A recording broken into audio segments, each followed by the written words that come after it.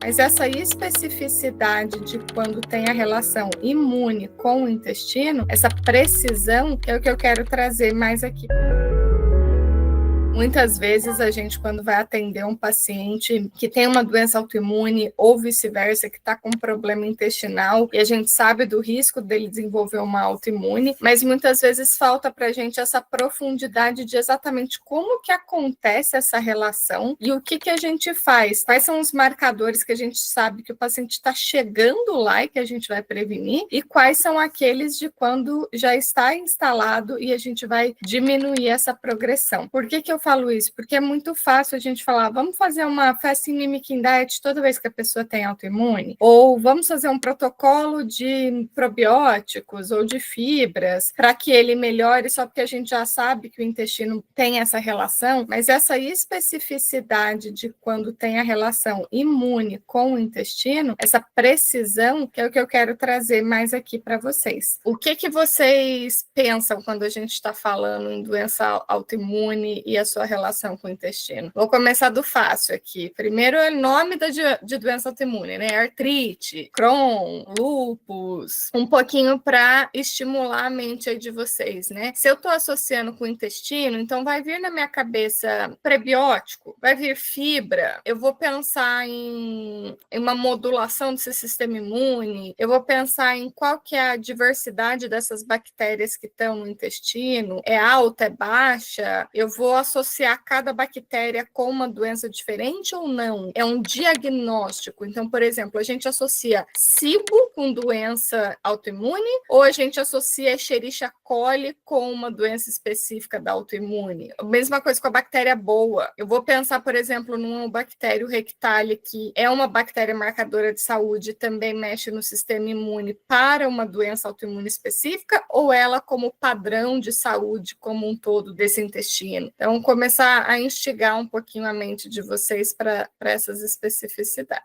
Então, a primeira coisa, vamos pensar aqui, o que realmente é a conexão do nosso sistema imune com a microbiota? Vamos imaginar, quando a gente está falando de microbiota intestinal, a gente sabe que tem trilhões de micro-organismos que vão ter vários papéis na nossa saúde, né? É digestão, é modulação imune, é a parte de proteção contra infecções, é a parte de ácidos graxos de cadeia curta, vou ter excesso de crescimento bacteriano, então vai ter uma SIBO da vida, da parte fúngica. Mas como que tudo isso começa? Vamos pensar que primeiro o nosso intestino ele tem a parte 1 ali que eu coloquei, que é a barreira física e imunológica desse intestino. Então, no nosso intestino eu tenho uma camada de muco. Esse muco é uma barreira mesmo, uma barreira física que vai separar entre as células epiteliais, né, aqueles dedinhos, que vai morar ali a nossa microbiota, as bactérias boas, vai separar do que a gente vai ter de antígeno dos alimentos, porque senão eu ia ter alergia a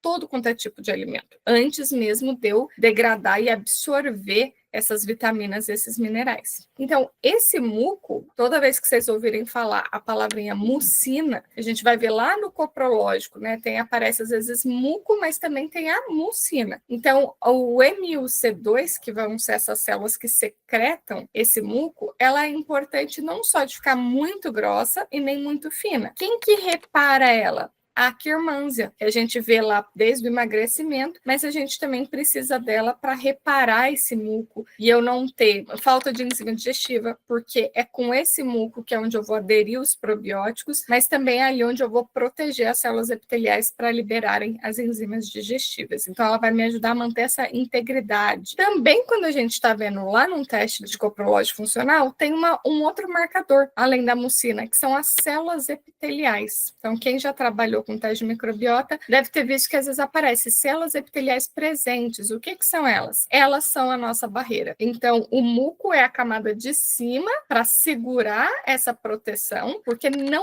pode deixar degradar essas células epiteliais. A partir do momento que a gente degrada, a gente está começando lá com o leaky gut, né? Então, esse intestino que vai ficar permeável. Então, essa barreira é onde a gente vai ter absorção de água, de nutriente e principalmente para não deixar vir micro-organismo patológico patogênico. Quem ainda não sabe, é nas células epiteliais que a gente produz alguns peptídeos, né, algumas moléculas de proteína que são antimicrobianos. Então, a gente tem as defensinas e as capelicidinas. Depois, ali na fase 2, ó, que aparece sistema imune inato, a gente tem as células dendríticas e os macrófagos. O que são? Daí sim a gente começa com a parte de sistema imune. É no sistema imune que a gente vai reconhecer se eu tenho algum padrão que vai me atacar ou não. Então, quando vocês ouvem falar lá do Toll-like, né, do TLRS, do Nod-like, que são os NLRS, é ali que a gente vai produzir as citocinas inatas, ou seja, aquilo que é inerente do nosso sistema imune, que vai ser a IL-1 beta, IL-6, o TNF-alfa, que se tiver alguma infecção, inflamação, eu vou ter uma resposta inflamatória local. O local não tem problema, é ali que está segurando a infecção de extravasar. E a gente tem as inflamassomas, que são esses complexos dentro da nossa célula, que vai detectar se essa célula está sob estresse e vão ativar as cascatas para poder iniciar essa inflamação ou não. Então, quando a gente vai para a parte de sistema imune adaptativo, vão ter algumas placas, que são as placas de Peyer, que também chama GAUT, que é a parte do tecido linfóide associado com o nosso intestino, e elas vão produzir a parte dos IgAs. Por isso que quando a gente faz exames de alergias, tem a das IgEs e das IgAs. Essas células que vão regular, eu vou fazer uma regulação desse sistema imune, ou seja, eu nem aumento ele, nem diminuo. Eu faço com que aquelas células que estão estragadas, mas que elas são do sistema imune, elas vão voltar a atingir para atacar só os patógenos e não atacar meu próprio corpo. Então, toda vez que a gente fala células T reguladoras, não é uma que vai aumentar o meu sistema imune nem diminuir. Ela vai fazer essa adaptação para quem tiver estragadinho ficar bom. Quem que faz isso lá das bactérias do nosso intestino? Por isso que as marcadores de saúde são tão importantes. É o Faecalli prausnitzii e a bifidobacterium. Essas duas que toda vez que vocês tiverem problema de intolerância do sistema imune, é onde a gente vai fazer modulação, seja por probióticos ou seja pelos alimentos. Mas lembra dessa diferença, é a primeira vez aqui que eu estou falando para vocês de bactérias específicas e não só de cuidar da saúde do intestino como um todo, ele não está inflamado ou tomar probióticos como um todo. Quando a gente está falando de competição de nutrientes, que é o nosso outro módulozinho ali, eu estou falando das bactérias do Faecalli, por quê? Porque elas produzem ácidos graxos de cadeia curta, então elas vão competir com alguma bactéria, com algum fungo, com qualquer patógeno por nutriente. Então, se elas estão competindo e elas estão altas, eu reduzo o risco de infecção. Olha aqui uma outra coisa importante, pacientes com infecções recorrentes. Qual que é a bactéria principal que eu vou modular? O Faecalli, que é o Faecalibacterium prausnitzii. Agora, e se eu tenho algum agressor, que são chamados patobiontes, né, os patogênicos? Principalmente na autoimune, a gente vai olhar para a Escherichia coli e para o Clostridium difficile.